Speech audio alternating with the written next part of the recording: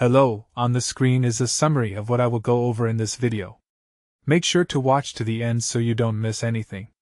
Step 1. Open the Xbox game bar by pressing the Windows key and the letter G at the same time.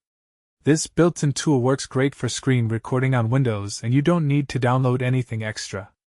Step 2. Look for the capture widget which shows up on the left side of your screen. Click the record button, which is the circular icon, to start your recording. You'll see a timer appear showing how long you've been recording. Step 3. Perform whatever action you want to capture on your screen. This could be gameplay, a tutorial, a presentation, or anything else you need recorded. The game bar will continue recording in the background.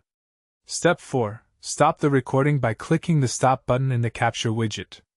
You can also press Windows key and Alt and R together as a quick shortcut to end the recording immediately. Step 5.